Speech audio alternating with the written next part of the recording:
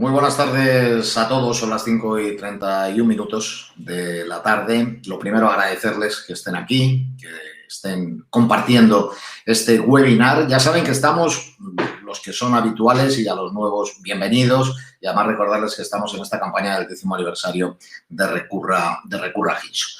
La depresión infantojuvenil, ahí es nada. Como me estaba comentando Alicia antes de empezar, Alicia Santos, hay un montón de preguntas, hay un montón de expectativas en torno a lo que esta tarde se va a poner encima de la mesa. Es importante y, como digo, 10 años de Recurra Hinso, haciendo el bien y haciéndolo bien, que esto es muy, muy importante. Les tengo que decir varias cosas, si me lo permiten, voy a emplear un minuto, pero queremos anunciar el lanzamiento de una campaña muy especial. Es una mente sana, empieza en la infancia. Ese es el eslogan, la campaña de Recurra Hinso, que además de conmemorar su 10º aniversario, tiene también por objetivo psicoeducar, normalizar, acudir al psicólogo, concienciar sobre la importancia de cuidar tanto el cuerpo como la mente de los niños y también de los adolescentes. Este webinar en el que estamos, que organiza Recurra Hinso, es una especie de recurso terapéutico. Cuando digo una especie, que no se entienda que estoy menospreciando, sino que siempre queremos dar apoyo a las familias, a las que están al otro lado, a las que están allá y que a veces les cuesta romper la barrera de poderse comunicar con ustedes, que al final muchos de los que están participando y van a participar son los expertos. En eso vamos a entrar, la depresión infanto-juvenil, que está enmarcada dentro de esta campaña. El anterior webinar, les recuerdo, analizamos la primera de las 10 temáticas, la violencia filoparental, y la segunda temática es la que ahora vamos a poner encima de la mesa, a través de distintas mesas redondas, ponencias. Viene una tarde metidita, yo creo que en debate de interés, de altura incluso, porque en esta primera mesa, identificación y conocimiento de la depresión infanto-juvenil y por qué no solo es un problema de adultos, vamos a hablar con don Eduardo Atares Pinilla. Él es psicólogo clínico, es director de Recurra Hinso y me temo que va a hacer un hincapié muy especial en conocer la relevancia de saber identificar a tiempo esta enfermedad, tanto en niños como en jóvenes. Él es muy joven. Don Eduardo Atares Pinilla, muy buenas tardes. ¿Está usted ahí? 1, 2, 3. No ha funcionado. O no le veo, por lo menos. Igual está usted ahí al otro lado del webinar, pero si es así, manifiéstese. Si no está don Eduardo, que alguien me diga algo o presento directamente a nuestro siguiente miembro de la mesa, que es me dices que dé paso a Beatriz, pero ¿qué estoy haciendo yo? Mira, podemos empezar como lo que al final estamos ante un evento donde tenemos que ser naturales y tenemos que poner en valor todo aquello que en cada momento nos surge. Yo soy Ángel Peralbo, entiendo que Eduardo está teniendo alguna dificultad con su entrada. Si quieres, comenta tú para que demos tiempo. Te cuento lo que le pasa. Bueno, primero te presento, es el psicólogo sanitario, es docente, es escritor. Ángel Peralbo va a exponer en su intervención, abro comillas, solo en mi interior, cierro comillas, por lo tanto, una mirada introspectiva hacia Ángel. Y lo que es muy importante es que Ángel está vacunado. Así es. Y he de decir que ha ido bien y que el apoyo de la ciencia es el que nos da esa garantía, ¿no? Si es que tenemos alguna, ¿no? Pero yo entiendo que sí, y yo estoy muy contento, primero porque no he tenido grandes efectos y segundo porque, bueno, estoy en manos de la ciencia, o sea que ya os iré contando. Eduardo sí que los tuvo con su AstraZeneca, no tuvo un lote tan beneficioso como el suyo, pero al final ha sobrevivido. Don Eduardo, buenas tardes. Buenas tardes. Sí, yo creo que esto ha sido el primer efecto secundario de la vacuna que me ha impedido darle a las teclas correctamente, pero bueno, ya estamos aquí a tiempo. Vamos a respetar el orden no de llegada, sino el de intervención que teníamos previsto. Así que, don Eduardo, en este caso, usted, si es tan amable, nos va a contar, bueno, decía yo, que nos va a intentar identificar a tiempo la enfermedad en niños y jóvenes. No a nosotros, que ya somos muy mayores, pero sí para estos chavales. Así que es su turno y damos forma a esta primera mesa de este 10º aniversario de Recurra Ginso, cuando quiera. Muchas gracias, Constantino. Pues nada, antes que nada, decir que estoy encantado de participar en esta segunda webinar que conmemora el 10º aniversario del programa Recurra Ginso, ¿no? Como bien ha dicho Constantino, una webinar que versará sobre la depresión infanto-juvenil y en la que, bueno, estoy acompañado de grandes expertos y también amigos como María José, como Beatriz y como Ángel, ¿no? Yo la exposición que voy a realizar, sobre todo voy a hacer hincapié en la necesidad de destapar, ¿no?, un problema que se encuentra mucho más frecuente en nuestros niños y adolescentes de lo que la sociedad piensa, ¿no? ¿Por qué es necesario hacer esta visibilización del trastorno depresivo infanto-juvenil? Pues fijaros, pues porque hasta hace unas décadas no se consideraba que este trastorno pudiera darse en la población infanto-juvenil. Se consideraba que era un trastorno propio de características de los adultos. Entonces, no era considerado como que a los niños y a los adolescentes les pudieran tener problemas depresivos, ¿no? Sin embargo, bueno, ya la OMS en el año 2014 ya dice que la depresión infanto-juvenil es la primera causa de enfermedad y discapacidad en niños y adolescentes entre 10 y 19 años, ¿no? También en Estados Unidos, un informe que se elabora para el Center for Disease Control and Prevention, con datos entre el año 2005 y 2011, reflejó que niños entre los 3 y los 17 años, el porcentaje de depresión en esta población era de un 2,1%. También tenemos datos en España más recientes de Espada y colaboradores en el año 2017 y sus investigaciones lo que vienen a decir es que un 2% de los niños, entre un 4 y un 6% de los preadolescentes y entre un 4 y un 10% de los adolescentes españoles presentan depresión, ¿no? Además, también existe, bueno, la impresión clínica de que, bueno, el aumento en los ingresos hospitalarios de este tipo de la población adolescente se está viendo muchas veces influenciado por el trastorno depresivo, ¿no? Hay autores que señalan que incluso un 5,5% de los adolescentes que piden ayuda de salud mental es por problemas depresivos. Y tenemos autores que elevan esta cifra hasta un 15%, ¿no?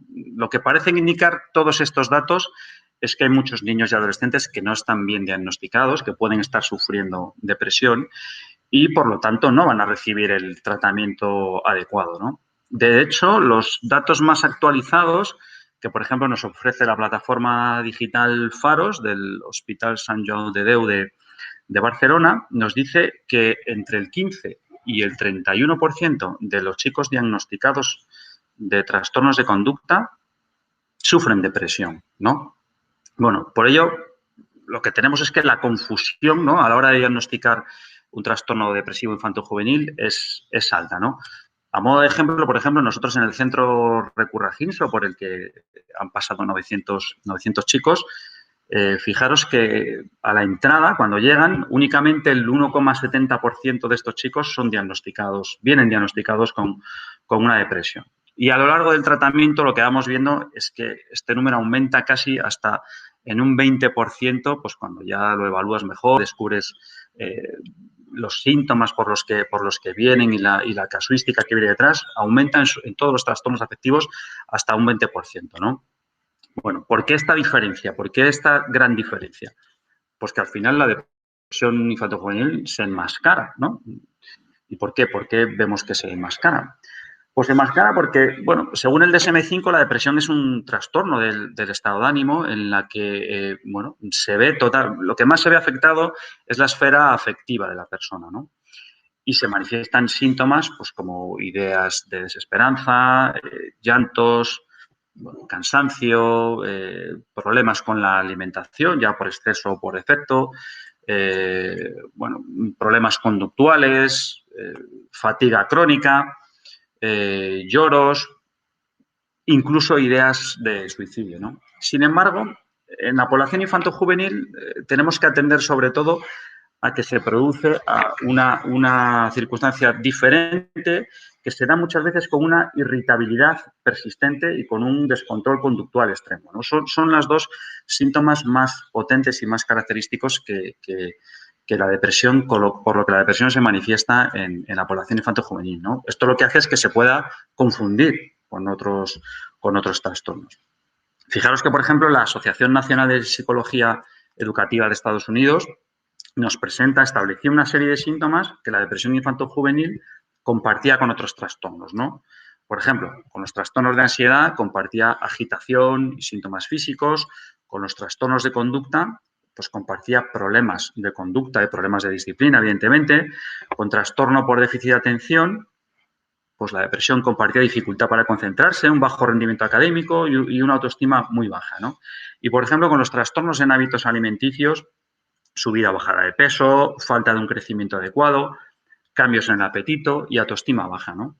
En nuestro centro, Recurra Ginso, las posibles comorbilidades del trastorno depresivo infanto-juvenil se dan con una serie de trastornos que tenemos, como trastornos destructivos, control de impulsos y conducta, que es un trastorno que se nos da en un 11%, con trastornos relacionados con la sustancia y trastornos adictivos en un 20%, con un comportamiento disocial en la adolescencia, en casi un 10%, con trastornos relacionados con trauma y factores del estrés, en casi un 15%, por supuesto, con un TDAH en un 12% y con los trastornos de personalidad en casi un 8%, ¿no?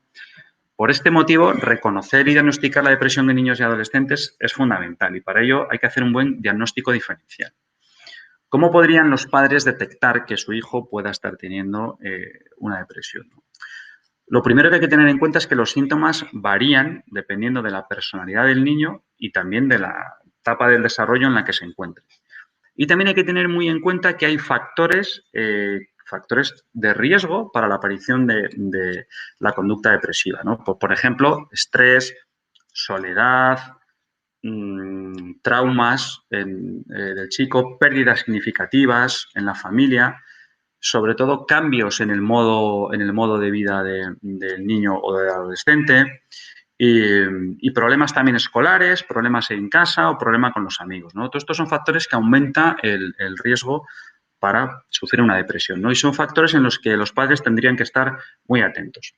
Además de esto, pues estar muy atentos a una serie de síntomas, como hemos dicho antes, una gran irritabilidad, un mayor descontrol conductual, problemas de trastorno del sueño, con niños que a lo mejor de repente empiezan a dormir mucho más que antes o al revés, empiezan a no dormir.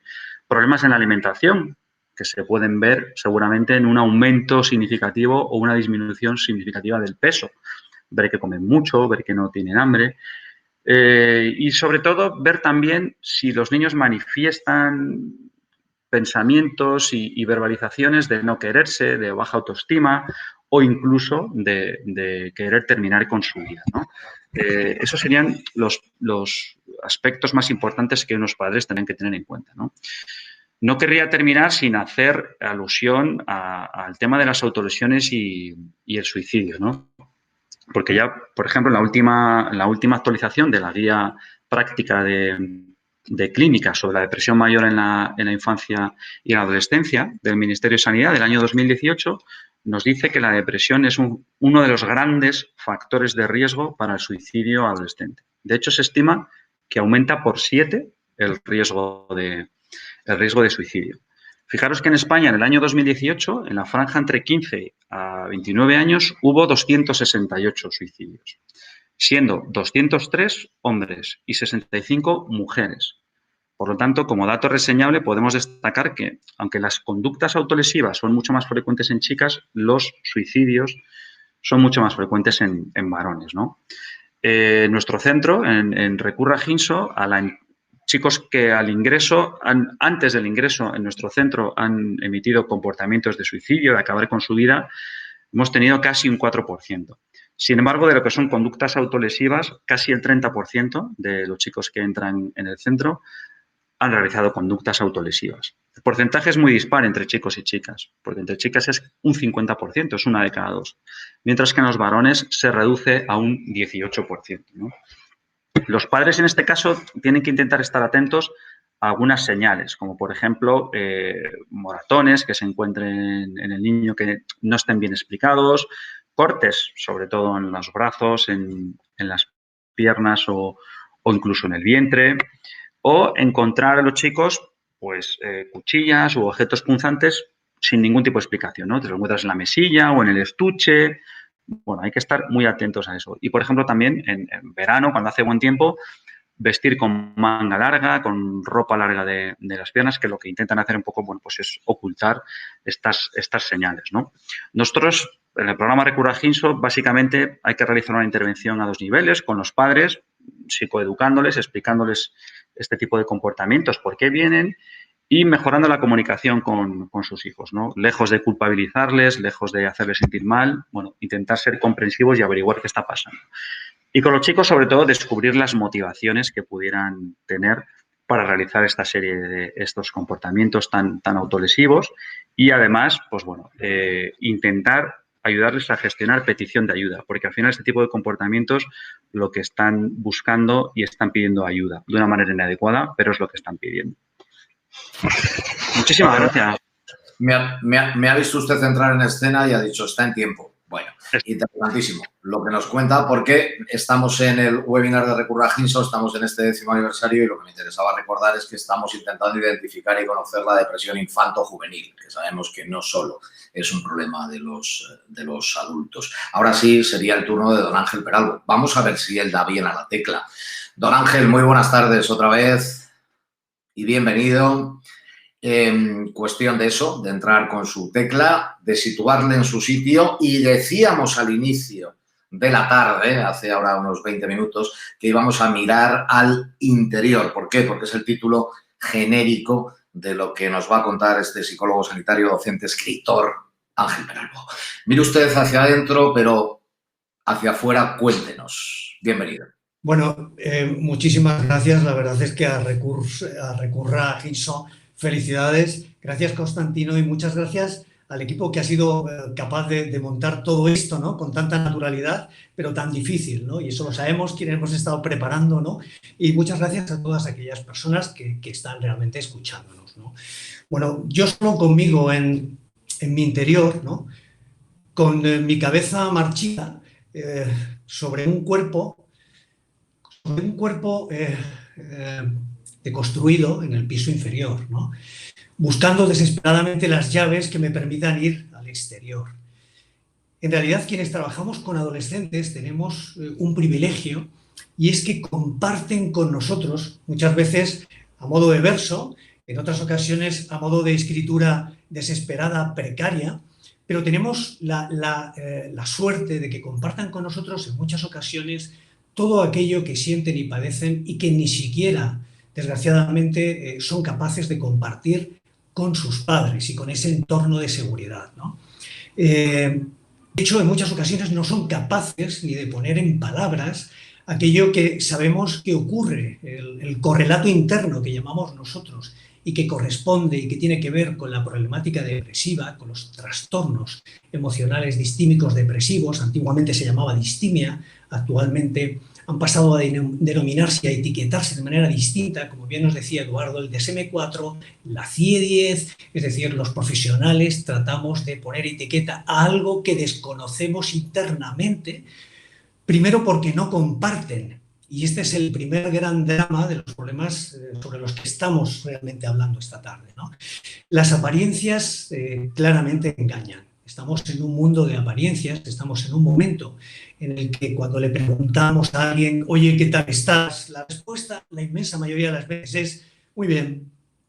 Y cuando vemos a alguien con mal aspecto y le decimos, oye, ¿qué te pasa? Nada. Las apariencias claramente engañan. Como nos decía Eduardo, ¿no? La Organización Mundial de la Salud habla de más de 300 millones de personas con depresión. Y él habla efectivamente de porcentajes, el 2% en torno a críos de 6 años. Cuando analizamos los 12, 14 años, llegamos hasta más de un 4%, ¿no?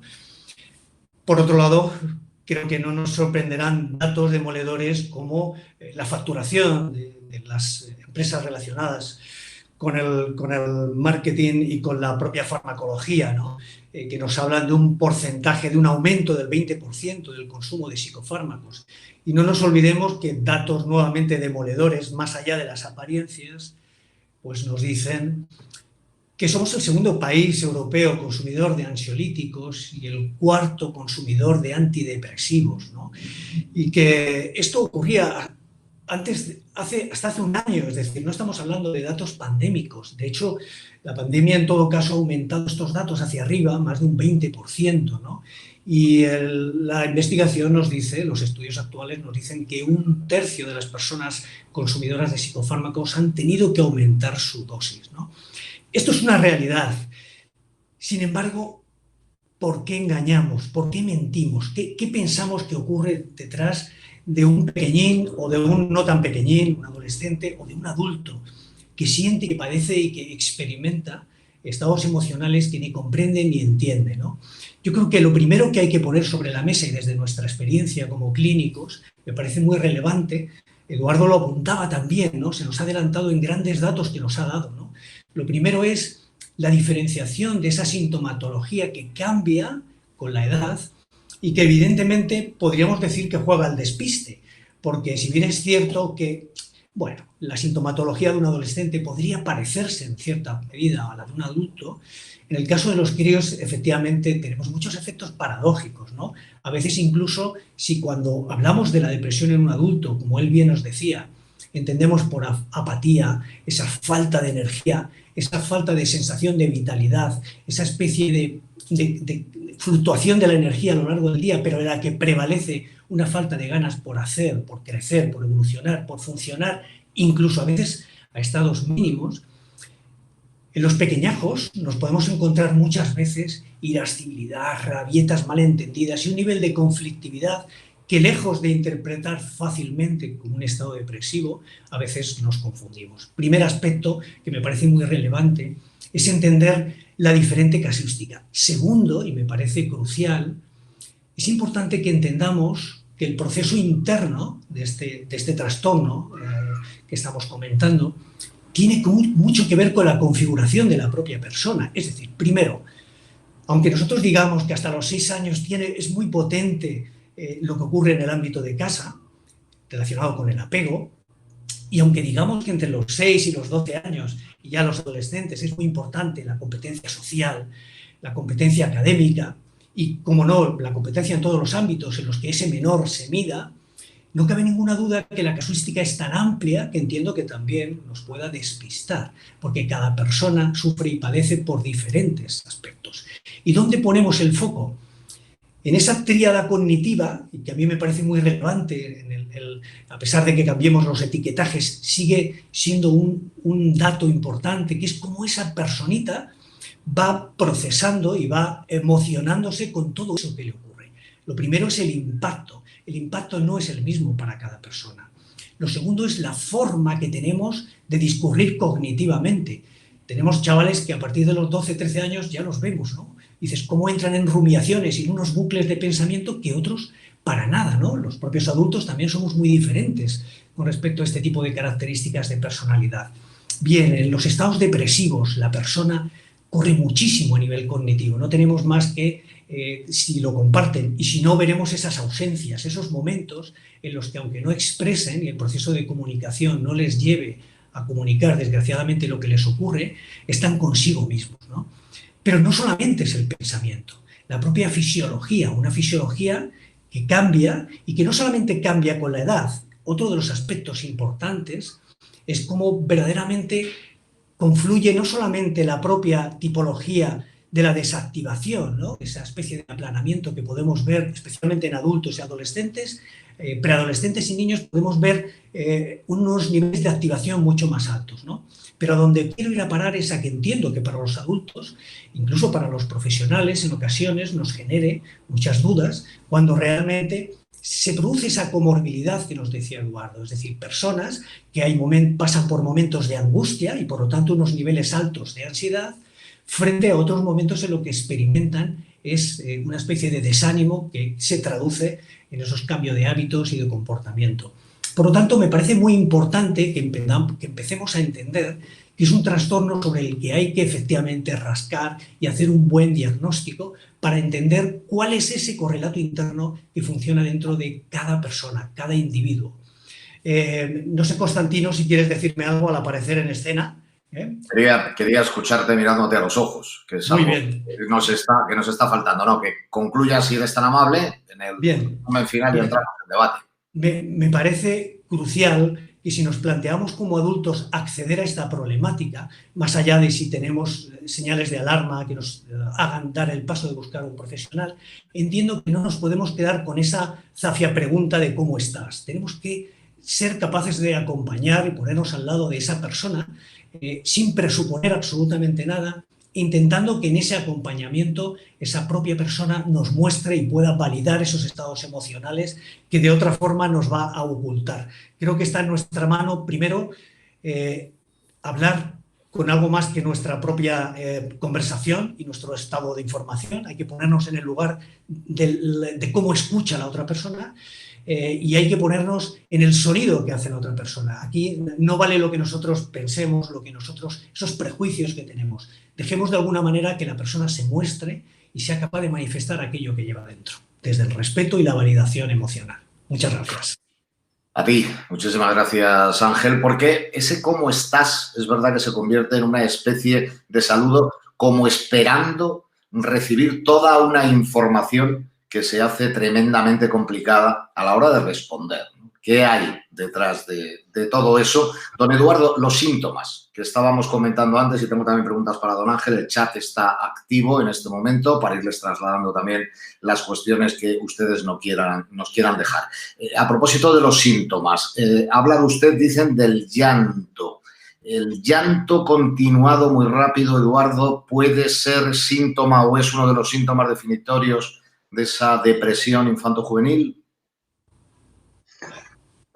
Habría que verlo. O sea, que el llanto de por sí no es un síntoma únicamente de la depresión. Habría que ver por qué esa persona llora,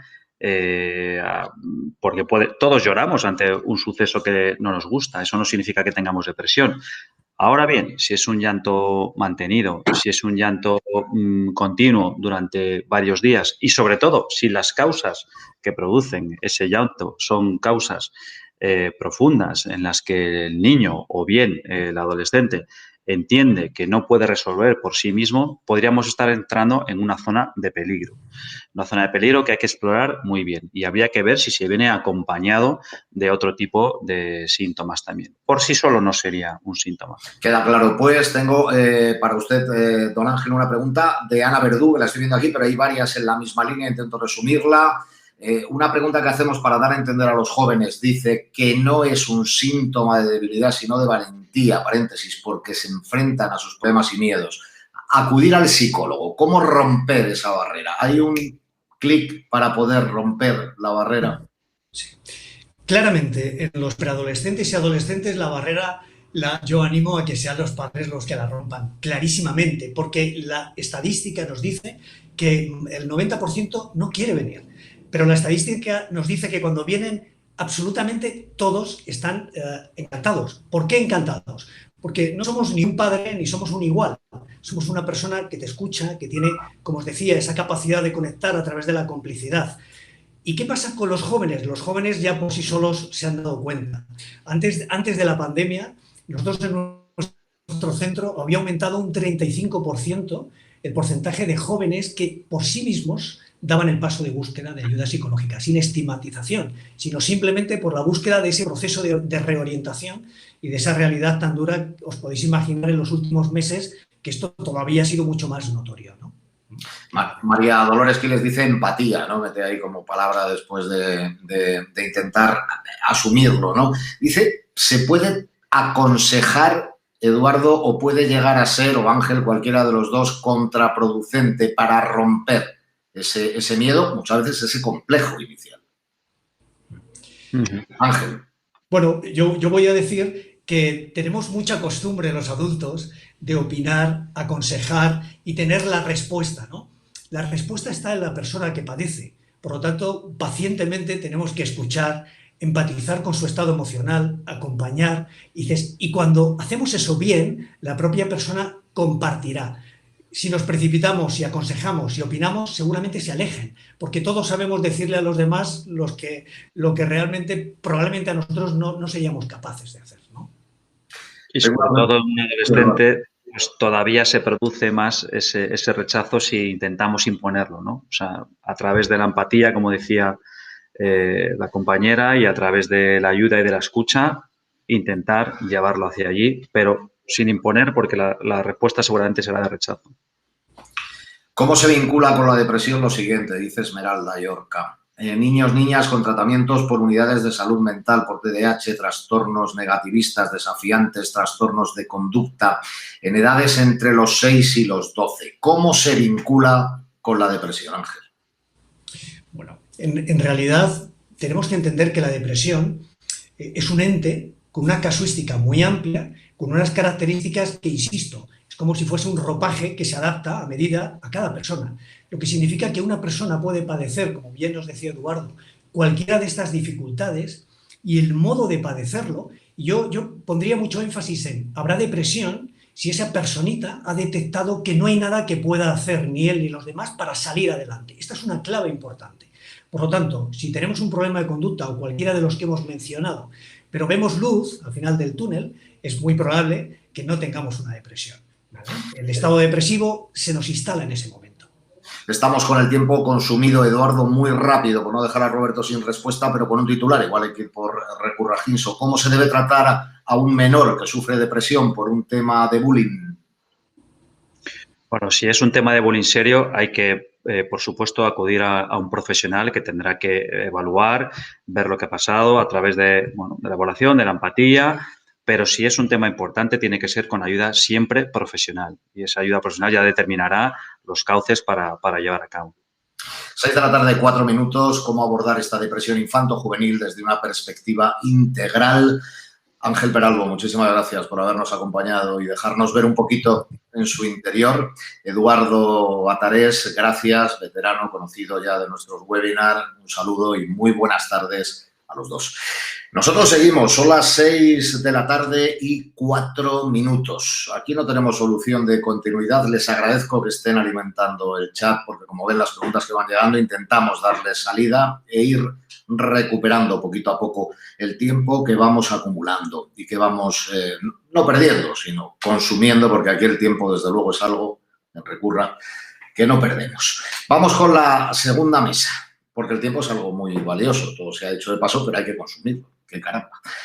Importancia e implicaciones de un abordaje terapéutico integral. Vamos a entrar en recursos para las familias y para los profesionales. Un segundo bloque donde nuestros expertos van a analizar los recursos terapéuticos de salud mental desde una perspectiva multidisciplinar. Vamos a ver si encontramos, sobre todo, las diferentes esferas de la vida de los niños y los jóvenes, soluciones. Para ello tenemos a las mejores. Doña Beatriz Camporro Roces. Doctora Camporro, muy buenas tardes. Es médico, psiquiatra y directora del Área 4 de Gestión Clínica de Salud Mental en Oviedo. Y ha titulado su ponencia La prevención se juega, pero se juega en equipo. Doctora Camporro, muy buenas tardes. Hola, muy buenas tardes. Encantada de estar con vosotros. Muchísimas gracias por esta invitación. Un placer, como siempre. ¿Qué tal tiempo hace en Oviedo? Pues en Oviedo un tiempo muy asturiano, en estos momentos orvallando.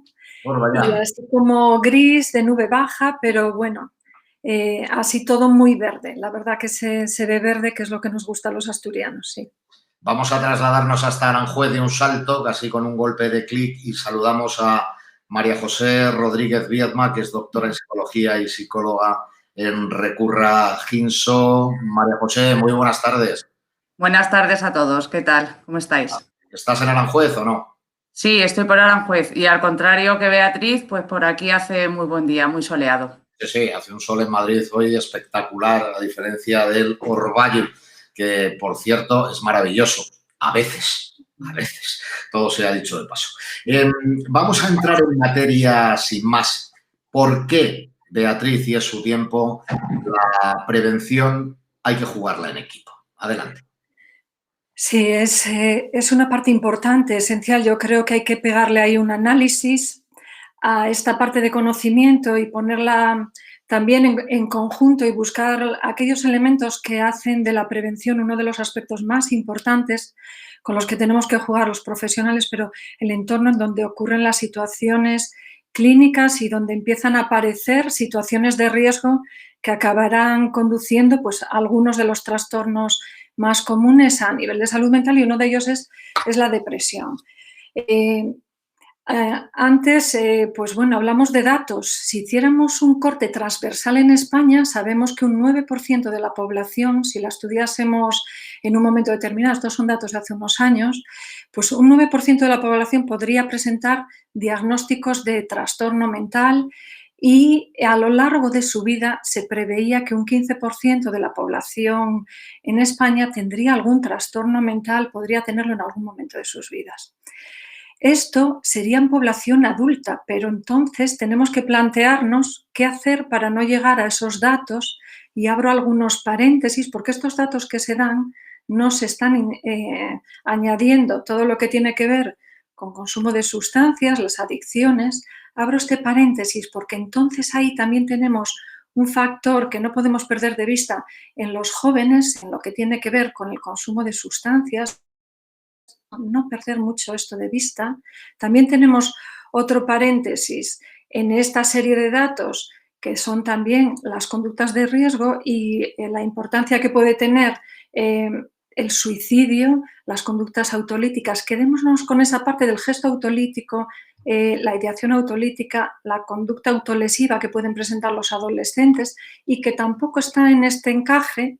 Y después también cierro otro pequeño paréntesis, que es la situación actual, en la que estas cifras no están contemplando todo lo que puede ocurrir en situaciones de un estrés mantenido como es la actual pandemia. Y eso supone mucha modificación de cuestiones y que tenemos que mirar a la cara los factores de riesgo para saber qué hacer y cómo intervenir. Respecto a ¿hay estrategias? La respuesta: hay estrategias, sí. Nuestro Sistema Nacional de Salud tiene una estrategia en salud mental, y en esa estrategia hay una línea muy, muy potente que es la que está incorporándose a todos los sistemas de salud mental a nivel, bueno, de los países, en nuestro entorno conocido, que es la estrategia y la línea estratégica que indica que hacia donde tenemos que mirar es hacia la prevención, hacia la detección e intervención precoz y a la promoción de la salud mental. Y también en un punto y seguido nos añade y erradicar el estigma que supone la identificación y el padecimiento de este tipo de trastornos, y además, pues bueno, cómo las sociedades también contemplan este tipo de enfermedades o tienden a arrinconarlas en un momento determinado. ¿Y tenemos un modelo, que es otra pregunta? Pues sí, tenemos un modelo para la atención en salud mental, que es un modelo que ya se desarrolló en los años 80, que en el año 1986 nuestra Ley General de Sanidad lo incluye como una normativa, y que ese modelo es el de atención comunitaria. Y ahí tenemos las claves para encontrar el nivel de respuestas que pueden tener los usuarios, las personas que padecen trastornos mentales, también las respuestas que pueden encontrar los profesionales a la hora de desarrollar intervenciones. Y por eso a mí esta parte, que es la que me interesa, es la de ir buscando a través de esta pequeña exposición esos elementos claves en los que tenemos que encontrar la prevención y el equipo que tiene que realizar la prevención. En el modelo de atención comunitaria, la definición que tiene es que la atención en salud mental o la intervención en salud mental debe darse en el entorno más favorable posible, con los recursos más adecuados posibles, que deben de ser proporcionados por una red comunitaria y deben de ser usados con la máxima eficiencia posible. Las características que tiene este modelo de intervención comunitaria hacen que potencie sobre todo la atención ambulatoria en el medio, en el entorno donde está la persona, y que juegue directamente con los factores que van a tener que ver con el desarrollo de un trastorno mental en un momento determinado de la vida de la persona. Estoy hablando en abierto, pero me vale para cualquier situación de edad, aunque después me referiré ya un poquito más en concreto a la parte de infanto-juvenil, pero nos vale en general para todo lo que puede ser la atención en salud mental y en el modelo que nos interesa. En este sentido, pues vamos a encontrar vamos a buscar un poco ese equipo ya inmediatamente en el modelo de atención comunitaria que os estoy comentando. ¿Quiénes son los socios en el Sistema Nacional de Salud? En el entorno sanitario, aquí encontramos dos socios para jugar esta partida. Uno de ellos es la atención primaria de salud, el nivel asistencial en atención primaria de salud. Hay una cartera de servicios compartida entre ese nivel de atención primaria y los servicios especializados de salud mental, y en esa cartera compartida, la atención primaria de salud es el nivel de entrada al circuito, y en ese nivel de entrada está la prevención y la detección precoz de aquellos factores psicológicos, al menos los factores psicológicos que pueden estar ya dándonos una alerta que se pueda estar padeciendo un trastorno mental que conviene valorar o evaluar. Los servicios de salud mental, ese socio que comparte, los servicios de salud mental pues tienen también que participar en estas actividades de prevención y tienen que también participar en la promoción. Luego ya se dedicarán al diagnóstico, a la intervención y al tratamiento, pero son los dos socios de la partida. Otro de los aspectos del modelo de atención comunitaria es que ellos no viajan solos. Hay otros. Esos otros son otras agencias, otras entidades que tienen que proporcionarnos también una serie de respuestas y que tienen que coordinarse para dar otras respuestas. ¿A qué me estoy refiriendo? Me estoy refiriendo, pues en el terreno así que nos interesa, pues me refiero a educación, me refiero a bienestar social y en algún momento también interesante la coordinación con el entorno judicial o la parte así más legal de algunos de los aspectos también que rodean esta situación de estos trastornos. Más cosas en relación con esto. Hay también otro punto muy importante, que es el de la participación comunitaria. En la participación comunitaria ahí tenemos otras entidades, el tercer sector, entidades, asociaciones. Es importante la parte de participación comunitaria porque ahí vamos a encontrar también cómo parte del problema y parte de la solución a las familias, el entorno social más directo con los adolescentes o con el niño, con el menor. Ahí en la participación comunitaria pues vamos a encontrar también una serie de factores que nos permitirán en un momento determinado movernos hacia la solución, buscar respuestas y buscar intervenciones coordinadas para la solución en los problemas y en los factores de riesgo en los que aún estamos en condiciones de intervenir y prevenir para evitar una situación en la que se origine una evolución a peor o aparezca ya un trastorno mental definido. Estas características importantes de un modelo de atención comunitaria también nos hacen plantearnos, en cuanto a los recursos que se desarrollan en los servicios de salud mental, que hay varios elementos aún de interés. Hay uno que es el concepto de intervención en la parte de derechos humanos, que también está entrando en la parte del concepto de la atención en salud mental, pero hay una parte relacionada con la eficiencia y la adecuación de los recursos. Y en las organizaciones asistenciales estamos contando con del desarrollo de los nuevos recursos en salud mental apropiados al tratamiento y a la intervención y, por tanto, a la prevención en los aspectos relativos al desarrollo de los trastornos mentales en cuanto a la gestión clínica y una de sus herramientas que es la gestión por procesos. Ahí sí que ya tenemos un poco el mapa de actualización en los servicios de salud mental y el desarrollo que tenemos en estos momentos hacia ciertos programas. En esa parte de los programas, pues a mí me gustaría hablaros de una experiencia concreta, que es la nuestra en los servicios de salud mental de Asturias con el programa de atención infanto-juvenil. De toda la secuencia que os estoy comentando hasta ahora de cómo es el abordaje, de cómo es el modelo, de qué tipo de estrategia tenemos que utilizar y cómo la participación tiene que ser entre todos, desde el nivel sanitario hasta todo lo que es la parte de movimiento con otras agencias o participando el entorno directamente o incluso introduciendo a las familias en ese desarrollo, el programa de atención en salud mental infantil que tenemos en el área cuarta, hemos utilizado una metodología que os comentaba, que es preguntarnos lo que hacemos, para qué lo hacemos y para quién lo hacemos. Esa es una parte en la que tenemos en la mano la posibilidad de revisar bien los procesos asistenciales y buscar una mejora inmediata con ella, con dos factores importantes: la participación de los profesionales en la toma de decisiones, priorizar aquello que es importante para tomar decisiones y mejorar la parte de las intervenciones, y luego también tener en cuenta que a quién se dirigen las intervenciones y las expectativas que pueden tener tanto el sujeto, que la persona que va a padecer un trastorno mental, como también la expectativa de su entorno social inmediato, de su familia. Me queda poquito, Constantino.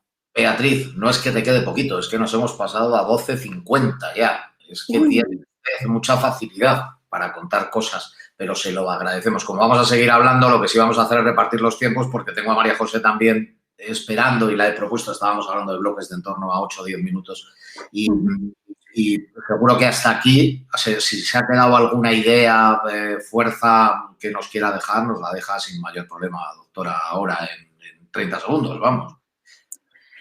Sin nada, quizá concluir y pidiendo disculpas porque se me fue por completo el problema de tiempo. Sí decirles que, bueno, nosotros, la experiencia que a mí me gustaría comentar y pongo a disposición de todos, e incluso quien quiera material podemos enviarlo sin ningún problema, es el desarrollo de los programas, y en concreto uno de ellos, que es el del Hospital de Día Infanto-Juvenil, porque ahí hemos utilizado un programa que genera un sistema social en el cual la rehabilitación y la prevención en los tratamientos está resultando muy, muy interesante, muy enriquecedor con el equipo multidisciplinario, lo que os quería comentar.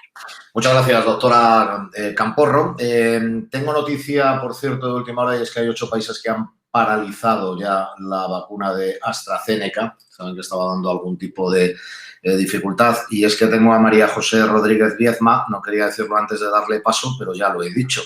Creo que se ha vacunado anteayer. María José, sí. Buenas tardes. Buenas tardes. Pero no ha pasado nada todavía, ¿eh? O sea que usted tuvo fiebre, eso sí sé. Sí, fiebre, dolor de cabeza y un poco de malestar, sí. A mí me ha tocado sufrir un poco esa parte. Bueno, pues hay 8 países que ya lo han paralizado. Estamos esperando a ver qué pasa con España. Se está analizando en este momento. Pero bueno, volvamos a donde estamos, María José. Gracias por acompañarnos. Es doctora en psicología, es psicóloga de Recurra Ginso, y vamos a entrar en ese tratamiento psicológico de la depresión de los adolescentes. Así que, sin más, es su turno. Muy bien, gracias. Bueno, yo voy a comenzar realizando un pequeño dibujo de cómo son este tipo de casos cuando llegan al centro, y sobre todo para tener en cuenta algunas dificultades con las que nos encontramos. Y ya hablaré luego un poco de los contenidos importantes en la intervención. En conjunto, ¿qué es lo que vemos? Pues vemos a chicos y chicas que no se implican mucho en las actividades, que pasan desapercibidos en los grupos, que no hablan en las terapias de grupo, o que si quieren hablar no saben expresar lo que les pasa, que contestan con monosílabos, se aíslan. En definitiva, que mantienen un estilo de comunicación y de afrontamiento pasivo. Y en muchas ocasiones ese estilo pasivo se polariza con la agresión. Pues, por ejemplo, cuando algo no les gusta, cuando algo les enfada o algo les molesta, pueden reaccionar de manera hostil o con conductas agresivas, ya sea con los compañeros o con los adultos de referencia.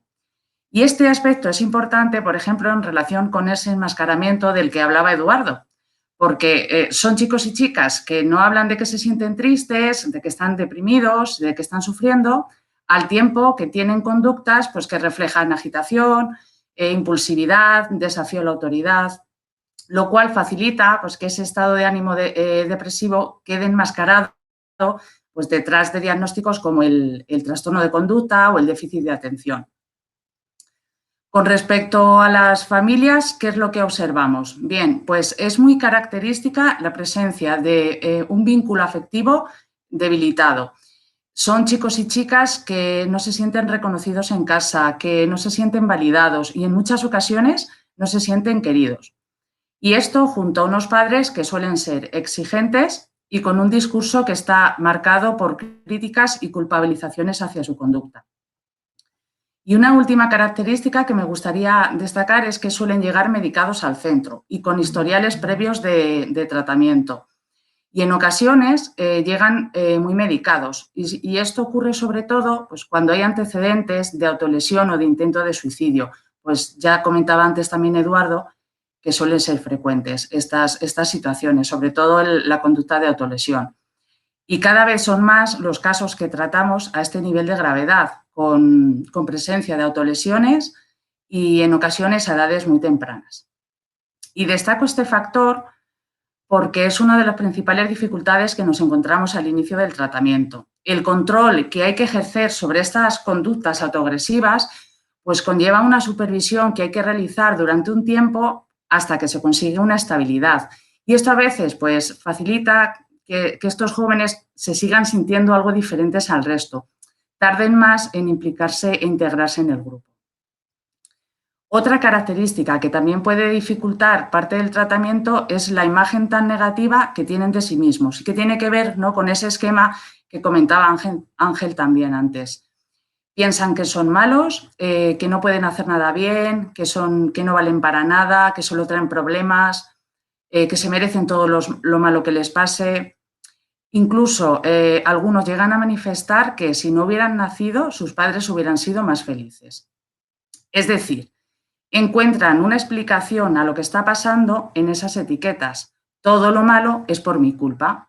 Y al igual que pasa en ellos, esas etiquetas negativas también se generan en el entorno, pues en los padres, en los profesores, en los adultos cercanos. Todos ellos van a encontrar una explicación a lo que está pasando en la enfermedad de los hijos. Y esto a veces pues, también dificulta la parte de trabajo que tiene que ver con la responsabilidad personal de cada uno dentro de la familia y con el derribar esas etiquetas negativas. Y es más, y es que esas etiquetas negativas pueden influir incluso en la evolución del tratamiento. En general lo que vemos es que estos procesos están marcados pues, por un ritmo inicial lento e inestable. Pequeñas mejorías que se alternan con periodos de estancamiento o de inestabilidad, sobre todo hasta que se trabaja para derribar las resistencias que tienen que ver con esas etiquetas. Y en estos periodos de inestabilidad, pues a veces aparece de nuevo la autolesión. A veces como un método todavía para desviar el malestar que todavía sienten o como un método para evitar afrontar situaciones para las que todavía no se sienten preparados. Pues, por ejemplo, conflictos que pueden surgir con los compañeros de grupo. Y es que su patrón de relaciones también puede suponer una dificultad al inicio. Como decía antes, tienden a aislarse de los compañeros. Y ese aislamiento lo van a compensar buscando la cercanía de los adultos. Se sienten más cómodos en la interacción con el adulto. Y, por ejemplo, pues buscan 1000 excusas para pasarse el día pegados a los educadores. Prefieren hablar con ellos a solas antes que, por ejemplo, compartir en la terapia de grupo. Y esto pues, dificulta un poco esa apertura emocional que es la que les suele ayudar al inicio a empezar a sentirse mejor, menos bichos raros, como dicen ellos mismos, ¿no? Bien, dentro del tratamiento en sí, ¿qué es importante? En primer lugar, como comentaba Ángel, realizar un buen diagnóstico diferencial es fundamental. Y junto a este diagnóstico diferencial es importante realizar una historia detallada de acontecimientos vitales. Tenemos que ver más allá de la conducta y tenemos que entender qué es lo que ha vivido el joven y cómo lo ha vivido, su sufrimiento. Y luego ver cómo se ha manifestado ese sufrimiento en su día a día a través de la conducta. Y luego, de cara al tratamiento psicológico, nosotros trabajamos a 3 niveles, a nivel individual, a nivel grupal y a nivel familiar. A nivel individual, la terapia cognitivo-conductual se va a centrar en trabajar sobre los factores que causan el problema. Y aquí, ¿qué es importante? A nivel cognitivo, lo que reflejaba Ángel, ese esquema de presógeno, los pensamientos negativos y el esquema de presógeno. Todo lo malo me pasa a mí, todo lo malo es por mi culpa y esto va a ser siempre así, no va a cambiar, ¿no? Hay que ayudar a cambiar ese esquema mental, porque si no, cualquier hecho que vivan lo van a interpretar desde ese esquema. A nivel emocional, pues trabajar la expresión emocional, ayudarles a ponerle nombre a lo que sienten y luego, sobre todo, aprender herramientas para gestionar las emociones en su día a día, sobre todo las negativas. Y luego, a nivel conductual, pues ayudarles a pasar de ese estilo pasivo que veíamos antes que suelen tener a un estilo más proactivo. Pues, por ejemplo, pues aumentando sus áreas de actividad, fomentando nuevas relaciones sociales y creando una red más extensa fuera de la familia. Luego hay otros contenidos que también son importantes, por ejemplo, la autoestima, habilidades sociales, solución de problemas y, en último lugar, muy importante, hacer un seguimiento del tratamiento que nosotros ya realizamos de manera ambulatoria en nuestra clínica de salud mental, pero que es muy importante para prevenir recaídas en el futuro. La terapia grupal, ¿para qué nos va a ayudar? Pues nos va a ayudar a conseguir una evolución más positiva, principalmente con 3 fenómenos. La identificación con los compañeros. Al escuchar a otros compañeros empiezan a dar cuenta de que eso que les pasa a ellos también le pasa a otra gente de su edad, que no son tan bichos raros. En la expresión emocional, al escuchar a otros compañeros también expresarse, pues ellos empiezan a entender y a ponerle nombre a lo que les pasa. Y en el aprendizaje de nuevas herramientas. Pues dentro de los grupos hay compañeros que están en fases más avanzadas del tratamiento y que ya van compartiendo experiencias de éxito, ¿no? Y ellos pueden empezar a nutrirse antes de esas herramientas que pueden serle útiles. Luego, en la terapia familiar nos va a ayudar, sobre todo en la parte de trabajar sobre los factores que mantienen el problema. ¿Qué es importante aquí? Con los padres, trabajar sobre la psicoeducación para ayudarles a entender los síntomas, ¿no? Ver más allá de la conducta y que entiendan que sus hijos están sufriendo.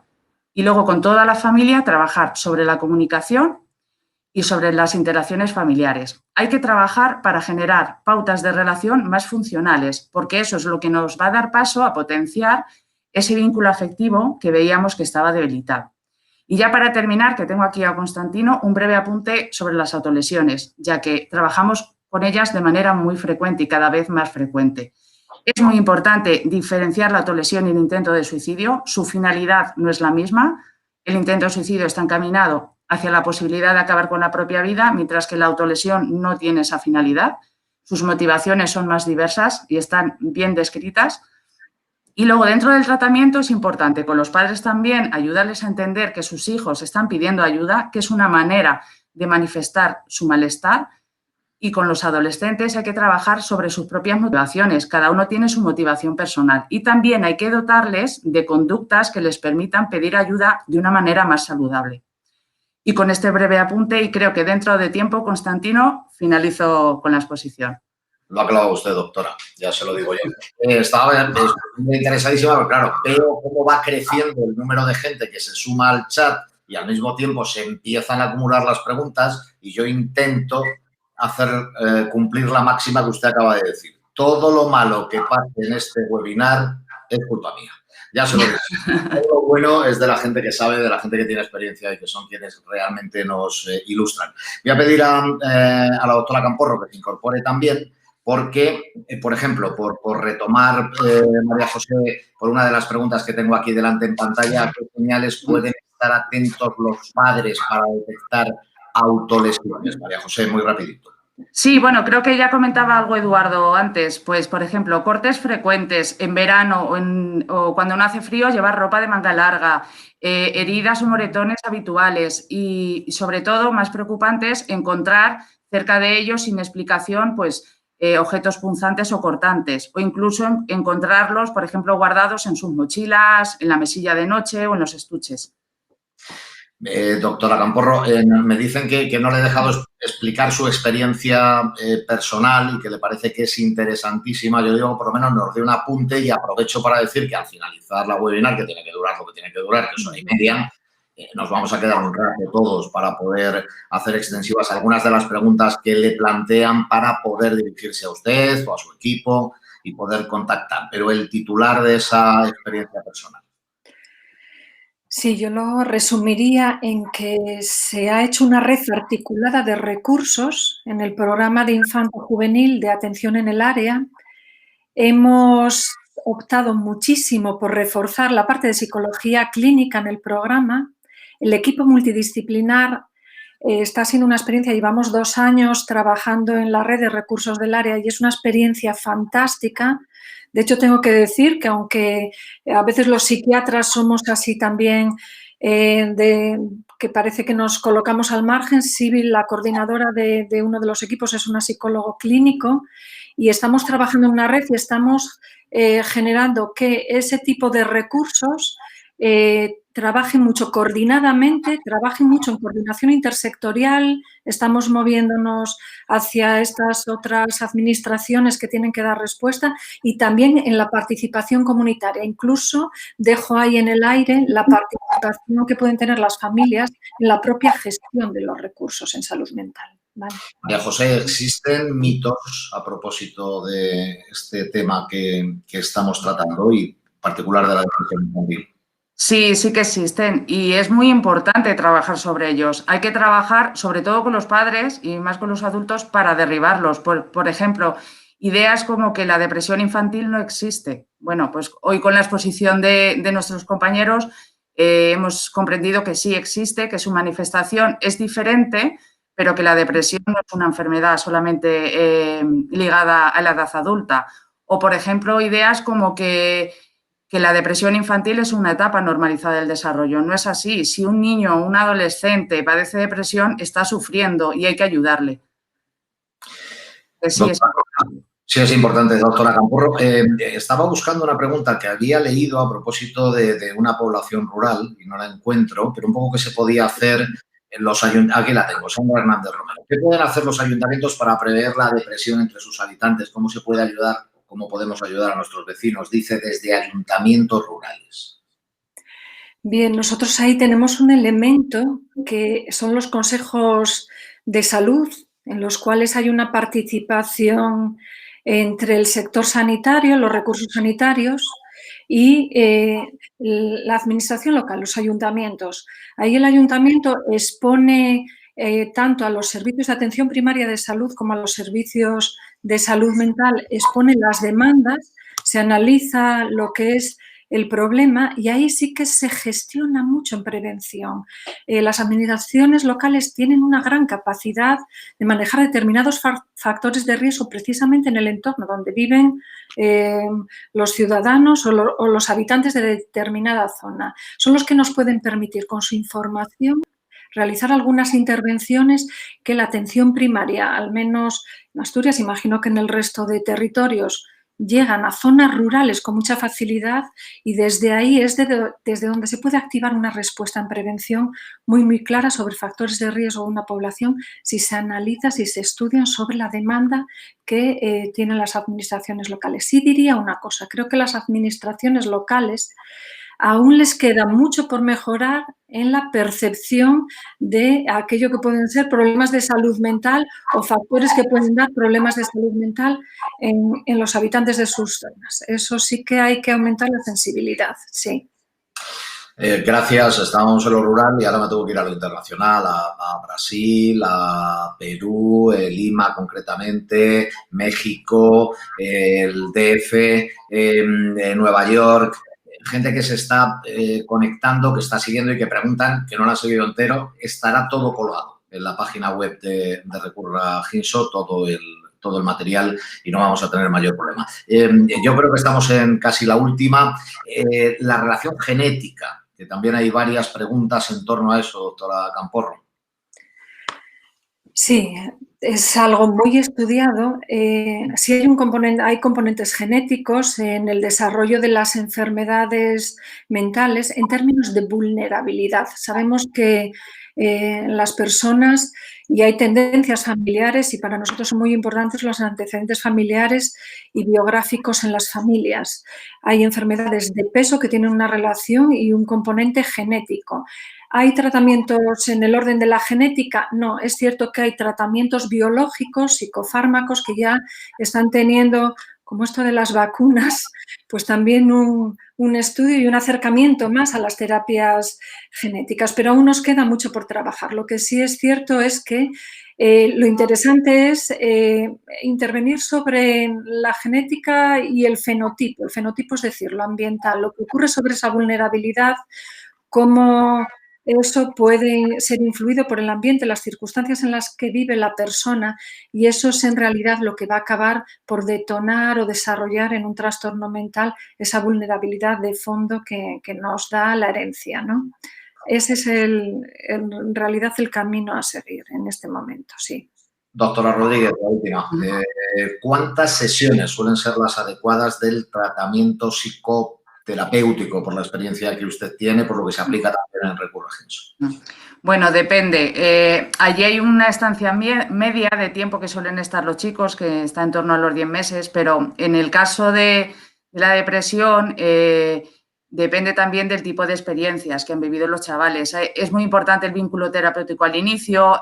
Todos los elementos, las herramientas que se pongan en juego al inicio va a ir determinando pues un poco más o menos el tiempo que va a conllevar. Allí tenemos una estancia media de unos 10 meses. Luego, dependiendo de la gravedad de las experiencias que ha vivido cada joven, pues ese tiempo puede requerir, el tratamiento puede requerir una parte más específica dedicada al trauma, en otros casos no es así, depende, puede alargarse un poco más, ¿no? Pero en torno a los 10 meses ya es un tiempo suficiente como para poder conseguir una mejoría significativa y una alta residencial, aunque luego, como decía antes, es muy importante el seguimiento del tratamiento, porque las recaídas, si no, pueden ser frecuentes. Pues gracias, doctora Camporro. Son las 7 menos 23 minutos. Siga usted disfrutando del Valle de Oviedo.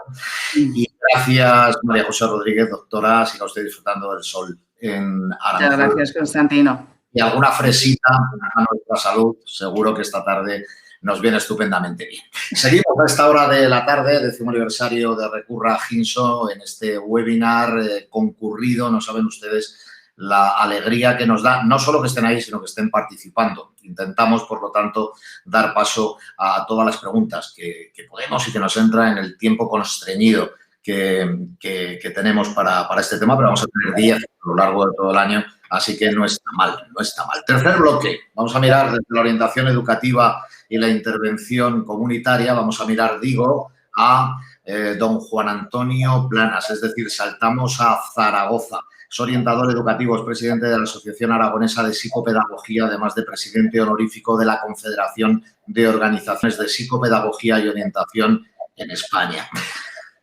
Don Juan Antonio Planas, muy buenas tardes. Hola, ¿qué tal? Encantado de estar con vosotros. Y primero, como pedagogo, os tengo que felicitar por lo bien organizado que está este webinar. Los que están detrás de las pantallas no son conscientes, pero que llevamos unos cuantos días ensayando para que todo funcione coordinadamente. Y yo os puedo decir que la gente está muy saturada de que haya tanta pantalla, pero cuando hay intervenciones cortitas con preguntas es muy dinámico y os tengo que felicitar también por el 10º aniversario de Recurra Ginso. A los que estáis, Constantino, Alicia, Cristina, que os habéis esforzado y por eso está saliendo muy bien. Y sobre todo, mi gran abrazo a mi amigo Javier Urra, un profesional como la copa de un pino, una excelente persona. Es una de mis referencias personales y profesionales. Yo recuerdo cuando leí el libro El pequeño dictador, que me dejó una huella que aún lo sigo recomendando y lo sigo leyendo. Y ya que veo en el chat que hay distintas preguntas de qué literatura se puede recomendar, lo sigo recomendando y lo he hecho durante mis años de trayectoria como orientador. Bueno, pues no extenderme más en estos preludios. Sí que tengo que decir que desde los servicios de orientación en España, que tenemos que conocer que en todos los centros educativos de primaria, secundaria, bachillerato, formación profesional, tanto públicos como privados y concertados, hay servicios de orientación. Estamos al frente de ellos, orientadores, con un perfil mayoritariamente de psicología, pedagogía, etcétera, y por tanto somos un elemento que hay que tener en cuenta que todo el alumnado está escolarizado y somos la primera parte a donde nos van a llegar los problemas. Y por eso incido muchísimo en la importancia de una colaboración muy estrecha entre los servicios de salud y los servicios educativos y a la vez con la familia. Cuando falla alguna de las tres patas, desde luego que el taburete se va a tambalear. Y aprovecho también para decir que tenemos que buscar siempre lo positivo de la situación. Lo mismo que he dicho que con la pandemia se ha agilizado todas las conexiones del Meet, Zoom, etcétera. También con la pandemia nos van a llegar fondos europeos. Ahora es un buen momento para que también se invierta de verdad en un servicio de salud mental que está muy necesitado de buenos profesionales y de unos servicios de orientación que atiendan unos criterios mínimos como plantea la UNESCO. No es de recibo que que haya un orientador en cada instituto, por ejemplo, con centros de más de 1000 alumnos. Por lo tanto, todo lo que tiene que ver con la prevención, con el tratamiento, como están comentando mis predecesores, con los que comparto absolutamente todo lo que han dicho, coincido con ellos. Pero si no hay suficientes medios, es muy difícil que hagamos un diagnóstico precoz, que hagamos un tratamiento, que haya después un seguimiento, que sobre todo, una cuestión para mí muy importante es que tiene que haber una coordinación en tiempo de trabajo que no esté supeditada a la voluntariedad de los profesionales. En mi caso, y me consta que lo hacen muchos compañeros míos orientadores, fuera del horario de trabajo se reúnen con psiquiatras, psicólogos, etcétera, para seguir el tratamiento de determinados alumnos. Esto no puede ser así, tiene que estar contemplado en un tiempo determinado y tiene que haber unos protocolos claros de cómo hacer esa reunión, que es complicado porque tenemos en cuenta que tanto un servicio como otro tiene muchísimos alumnos. Y tengo que decir que según datos recientes, por ejemplo, de la Asociación de Estudiantes CANAE, de primeros de marzo de este año, pues aquí están hablando de que hay un aumento en estos casos de un estudio que se ha hecho a 790 jóvenes en España. Bueno, pues el 73% en estos momentos tiene ansiedad y estrés. Esto es ya muy elocuente porque indica que hay un problema no resuelto actualmente. Y además, que para mí esto sí que es muy significativo, y lo ha comentado también creo que el doctor Peralbo, que sobre todo es más dado en las mujeres, en las propias adolescentes y jóvenes y sobre todo en los cursos de bachillerato. Y luego también otro dato, para mí muy elocuente, del CIS del 4 de marzo de este año 2021, está hablando de que ha aumentado un 40% nada menos el consumo de psicofármacos en la población en general, pero sobre todo en la adolescencia en particular. Bueno, pues lo que estaba ocurriendo durante estos años atrás, con la pandemia, todo se ha incrementado. Es decir, los problemas leves o moderados se han agravado sustancialmente. Ahora estamos viendo la punta del iceberg que sin duda alguna aparecerá en el futuro. Y por tanto ahora sí que es el momento importantísimo para poner todo el énfasis. Tenemos que invertir en industria, infraestructuras, etcétera, pero todavía es más importante que invirtamos en las personas. Y en este sentido coincido totalmente. Si no hay una prevención precoz, si no hay un tratamiento en el momento adecuado, es que después los problemas se van a agravar. Y ahora mismo nos estamos encontrando con que la sociedad va tan deprisa que es muy difícil seguir el ritmo. Yo recuerdo cuando estoy con adolescentes de 14, 15, 16 años, es que seguir el TikTok, el Twitter, todas las aplicaciones que hay ahora mismo, pues es muy complicado y tenemos que estar al loro, porque ahora, por ejemplo, el trastorno de la nomofobia, del síndrome que ocurre cuando una persona pierde el móvil o tiene algún problema con él, pues es que es un trastorno de verdad y está ocurriendo y esto lo tenemos que tener en cuenta. Y en las aulas españolas hay un problema gravísimo con el ciberbullying. Hay un porcentaje altísimo de niños, niñas, adolescentes, jóvenes y mujeres que están sufriendo en estos momentos ciberbullying, con lo que ello conlleva de trastorno de ansiedad, estrés, depresión, etcétera. Esto está ahí y va a aumentar, porque con la pandemia precisamente ha habido más consumo de pantallas y, por tanto, todo lo que conlleva pues, los trastornos de anorexia, bulimia, la ciberadicción, etcétera. Y yo ahora haría especial énfasis también en el síndrome del caracol, que es algo reciente y que está ahí. Y es cuando el niño, el adolescente, empieza a aislarse de todo su alrededor. Se encierra en su habitación con sus dispositivos, con su ordenador, con su tableta, con su móvil y empieza a no tener relaciones no solo con las personas que se suele relacionar habitualmente, sino incluso con su familia. Y a la vez empieza a manifestar conductas más violentas, fracaso escolar, etcétera, etcétera. Esto es un fenómeno que va en aumento y, por tanto, lo tenemos que tratar, considerar y tener en cuenta. Por no extenderme mucho más, porque yo creo que es muy importante que dejemos participar a las personas, sí que diría que para los profesionales tanto de la salud como de la educación, es muy importante también que estemos muy al día en nuestra formación. Como digo, no solamente en cuestiones de tecnología, sino en los nuevos trastornos que ya están aquí. Y segundo, que nos tenemos que anticipar a los problemas que ya están llegando. Por tanto, todo que sea protocolos, prevención y tratamiento no solo individual, sino también a nivel grupal, a nivel de relación con los compañeros, va a ser mucho más efectivo. Y ya me someto a las preguntas. Mi amigo Constantino, que ya veo que te felicitan por el chat por lo bien que estás moderando. Bueno, muchísimas gracias, Juan Antonio. Estaba viendo que eres mucho más joven que yo, que has dicho al loro, hay que estar al loro, que es una expresión muy juvenil, pero muy juvenil de la época del viejo profesor, de Enrique Tierno Galván. O sea que imagínate, sin embargo, hoy nos parece que está en la línea más moderna, digamos, del juego, ¿no? Me agrada muchísimo ver que ya estáis interactuando incluso entre vosotros en el chat. Ya sois todos de la familia, sois amigos de la familia Recurra Ginso, así que en este 10º aniversario, ¿qué más podemos pedir? Vamos a ir con las preguntas. El libro es El pequeño dictador, de Javier Urra, que estáis preguntando también, que era el que se refería o hacía referencia a Juan Antonio Planas.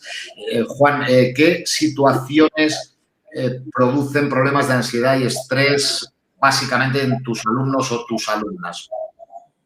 ¿Dónde lo detectas? Pues tal como he dicho, la presión del grupo es muy potente. Sobre todo los adolescentes les importa muchísimo la relación con sus compañeros. Ahora mismo, todo lo que tiene que ver con las tecnologías, es decir, con el sexting, el grooming, el chantaje, el ciberacoso, es un problema de primer nivel. Pero yo también tengo que decir que en los últimos años de mi trayectoria como orientador detecté, sobre todo en chicas de segundo de bachillerato, con el estrés de sacar buena nota para la EBAU o la selectividad, cada año había un grupo mayor de personas que cuando llegaba el momento del examen se desmayaban, tenían bloqueos emocionales. Por tanto, esto sí que nos tiene que hacer pensar que no gestionar bien los momentos de estrés. Aprovecho para decir que comparto con alguno de mis predecesores que ha dicho la importancia de la educación emocional. Es clave también en el futuro.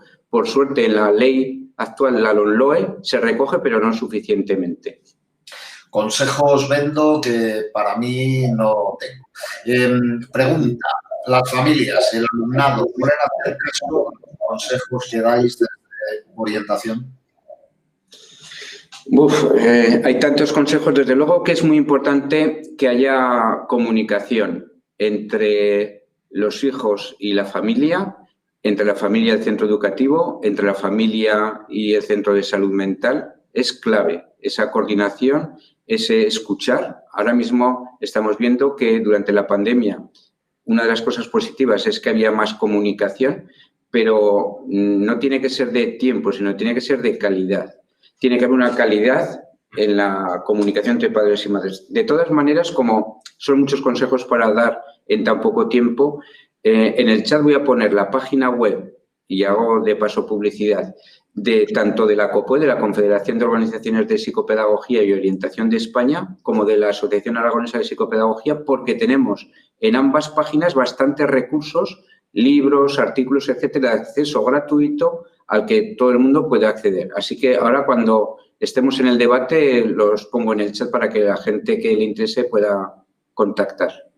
Muchísimas gracias, Juan Antonio Planas. Estamos a 10 minutos para llegar a las 7 de la tarde, que es nuestra hora de clausura, cumpliendo escrupulosamente, por lo tanto, nuestro horario. Agradecerle muchísimo, de verdad, desde Zaragoza, que haya estado con nosotros. Vamos a saludar a un viejo amigo suyo y lo vamos a hacer al loro, don Javier Urra, que tiene que estar por ahí, seguro ya, dispuesto y preparado, y que se va a encargar de la clausura de este segundo webinar, y vamos a por 10. Nada más y nada menos. Un saludo, señor Planas. Muy buenas tardes.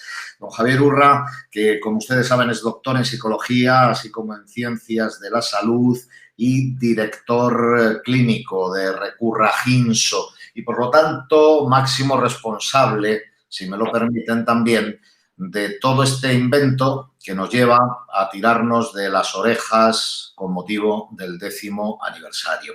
Javier Urra además atesora la, como ven, capacidad de parecer que lleva mascarilla cuando no la lleva. Es el bigote. Es el bigote, el mostacho blanco, que sin embargo asemeja a la mascarilla y cumple seguro sus funciones de evitar que llegue alguna cosita hasta la boca. Señor Urra, muy buenas tardes. Bueno, muy buenas tardes, Constantino. Muchísimas gracias por coordinar de manera inmejorable, por ser buen amigo, por ser buena persona. Y muchísimas gracias a quienes me han antecedido en el uso de la palabra. Una cosa quisiera señalar. Lo hacen de manera solidaria, generosa, se les solicita, todos nos dicen que sí. Aquí nadie cobra, aquí todo el mundo dedica tiempo. Algunos se exceden en el tiempo, como la doctora Camporro, porque le pone pasión.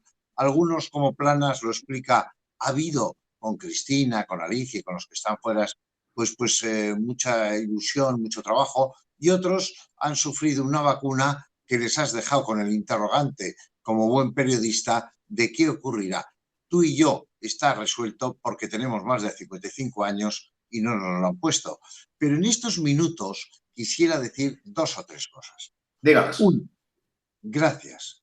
2. Es el 10º aniversario del Recurra Hinso. Queremos dar las gracias a los chicos, queremos dar las gracias a los padres y queremos transmitir un teléfono.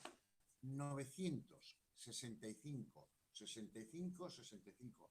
Si ustedes tienen un problema, llámenos, porque aquí educadores, trabajadores sociales, psicólogos y psiquiatras podrán atenderles.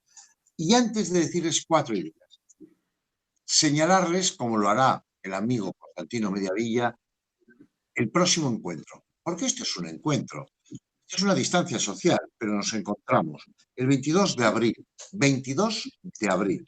17:30, que va a tratar de adolescencia, vínculos, un tema que es complejo, que es importante, que es necesario. La adopción. 22 de abril. Bueno, Constantino, ¿te has fijado que teníamos gente de Asturias? Sí. Gente de Aragón, gente de A. ¿Has visto que estamos en la A? No hemos pasado de la A, de Aranjuez, bueno, y de América Hispana. La prevalencia de la depresión. Pues mira, los datos últimos que tenemos de 6 a 11 años de diagnóstico de depresión es de 6 a 11 años, el 2,3% de la población española. Adolescentes de 12 a 17, el 7,1%. Es verdad que en la población a la que nos estamos refiriendo, los fármacos no han de ser el tratamiento de primera línea, pero en algunos casos son necesarios. Creo realmente, y esto no es corporativo, que la intervención psicológica, y como se ha dicho muy bien por la doctora Camporro, el aspecto psicosocial cobra mayor relevancia. Tú, Constantino, eres periodista y somos psico-biosociales. Todo lo que es social nos afecta. Nos lo enseñó Ortega y Gasset, como lo psíquico en lo físico y viceversa. Quisiera hablar de una palabra terrible, la desesperanza, y por lo tanto del vacío existencial, de la ausencia de sentido de la vida. Y aunque suene raro, hay niños y hay jóvenes que no entienden muy bien para qué es la vida. Y eso es algo que tenemos que trasladar en una vida que en general, ahora con el confinamiento y con la pandemia ha cambiado, pero que nos ha dado un ritmo vertiginoso. Y a veces nos falla no la comunicación, sino la calidad en la comunicación. Quisiera, asimismo, y para ir acabando, hablar de que las 3 cosas que nos afectan, creo, más es la depresión, la ansiedad y el alcohol u otras drogas. Bueno, yo solo puedo decir de primera mano, la primera enfermedad en este momento son las enfermedades cardiovasculares, pero la segunda es la depresión. Depresión que a veces lleva en los niños, y antes nuestra querida María José ha dicho hay que atenderlo ¿cómo no? Pero ¿cómo no? Totalmente de acuerdo. Ahora bien, a veces la depresión, la angustia vital, aunque sea en los adolescentes, en según qué situaciones y en según qué momentos, creo, y este es un debate, no debiéramos de patologizarlo. Puede ser, yo no creo que siempre sea patología, lo cual no quiere decir que no requiera un tratamiento. Y acabo con un tema esencial. Porque todos los que estamos aquí sabemos solo una cosa. El resto es incertidumbre. La muerte de los demás y la muerte de uno mismo. Pero quiero hablar de un tema que es distinto. El riesgo de suicidio. El riesgo de suicidio infanto-juvenil. Lo que más nos preocupa a todos los que hemos hablado hoy aquí, a los que nos escuchan. Los intentos previos, por cierto, Constantino, están aumentando. Y no hablo de ideas autolíticas. Y no hablo de levantarse la manga y del... No, digo de intentos reales. La historia familiar del suicidio, por aprendizaje vicario, por herencia, como decía la doctora Camporro, por toda la confluencia de esas situaciones, y una cosa que nunca hemos de olvidar y que en Recurra Hinson nunca olvidamos, el acoso escolar, una verdadera lacra. Creo que hoy se ha aclarado, como se ha dicho, que la depresión infanto-juvenil es una realidad que tenemos, por lo tanto, un compromiso para intentar al menos prevenirla en lo posible, minimizarla y tratarla. Muchísimas gracias, Constantino, y muchísimas gracias a todos ustedes. Gracias, Javier, por estas palabras sabias, como siempre, pero sobre todo llenas de cariño, yo diría que también de optimismo, pese al tema, y de servicio público. Esto al final que hacemos, cada webinar de Recurra Hinson en este 10º aniversario, no es otra cosa que una tarea efectivamente voluntaria y efectivamente de servicio público. Y es que comunicar es muy importante, tú lo has dicho, Javier, y se está reflejando ahora mismo en el chat, pero comunicación de calidad es fundamental y no es fácil encontrarla. Hay referencias suficientes en este chat donde cada vez somos más, viendo que se trata de contar las cosas sabiendo de lo que se habla. Y eso lo consigue todo el equipo de Recurra Hinson y todos los que han participado hoy con nosotros, que no están dentro de Recurra y que nos han dado sus, por ejemplo, teléfonos, que no se le ha oído, que me repita usted el teléfono. Venga, que le doy 3 segundos. El teléfono que se nos ha dejado por ahí pendiente. 965 65 65. Un teléfono gratuito donde le atenderá un profesional con la mejor ilusión, que luego el caso llegará o no llegará. Como tú muy bien dices, poder ayudar es una gran suerte. El 22 de abril volveremos a reunirnos, como siempre, a las 5:30. Esperamos encontrarnos con todos vosotros de nuevo, que al final sois quienes conseguís que podamos estar aquí un webinar tras otro. Y me marcho con mi aprendizaje de hoy. Me lo ha enseñado Javier Urra. Soy psicobiosocial. No sabía. Y en tu caso, algo más. Muy majo. Vale. Bueno, y te voy a poner la última, con A, en Aravaca. Para que estemos el ciclo. Un abrazo, Javier, muchísimas gracias. Puedes quitarte ya la mascarilla, mira a ver si puedes arrancarla con tranquilidad. Y nosotros nos vamos, pero volveremos a vernos. Un saludo a todos, muchas gracias y hasta la próxima. Muy buenas tardes.